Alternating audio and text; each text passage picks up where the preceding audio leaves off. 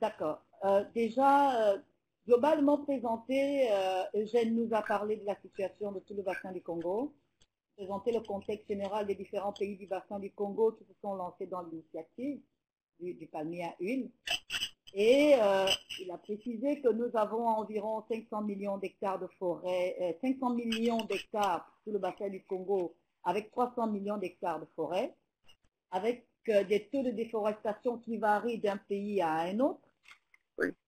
Et donc, il y a plusieurs initiatives qui ont été développées dans le cadre de la problématique de la déforestation, mais surtout que les pays du bassin du Congo se sont lancés dans l'initiative de développer le palmier à huile. Et cette initiative est surtout pour diversifier les différentes économies avec le pétrole qui est en train de chuter. Et donc, aussi, les importations en huile de palme qui sont très importantes. On a environ 500 millions de dollars de dépenses pour ce qui est du palmier à huile. Ce qui favorise aussi l'implantation du palmier à huile, c'est que en Afrique centrale, à la différence de l'Amérique latine où les terres appartiennent aux communautés, en Afrique centrale, les terres appartiennent à l'État. Et donc, les États sont tout puissants.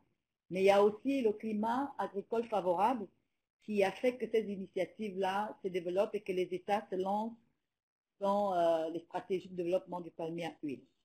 Quelques outils ont été développés au niveau, par exemple, des pays membres de la CAC qui ont validé une stratégie régionale de développement de la filière palmier à huile.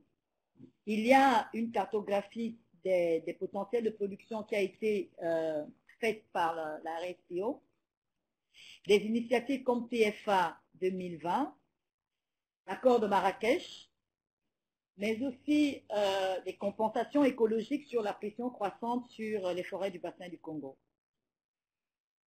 Dans la présentation des jeunes, il nous a aussi parlé du fait que certains pays ont commencé à développer des normes, comme le Gabon qui a déjà une norme RSTO nationale.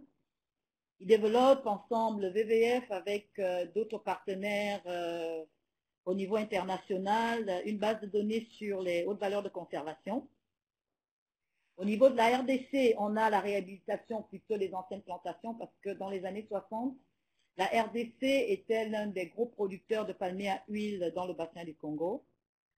Pour ce qui est du Congo, ils sont plutôt en train de voir les zones propices au développement du palmier à huile. Et le Cameroun est en phase de développement d'une stratégie nationale. Donc, on a ces différents aspects qui ont été abordés par Eugène. Je sais que les participants ont aussi pu regarder, écouter Eugène et certainement qu'on aura plus de questions que ce qu'on a maintenant. Et donc, je pense que peut-être que Christopher aura d'autres informations complémentaires. Je vais passer la parole à Christopher pour qu'après ces deux présentations, nous puissions poser les différentes questions que les participants nous envoient. Christopher, je te passe la parole.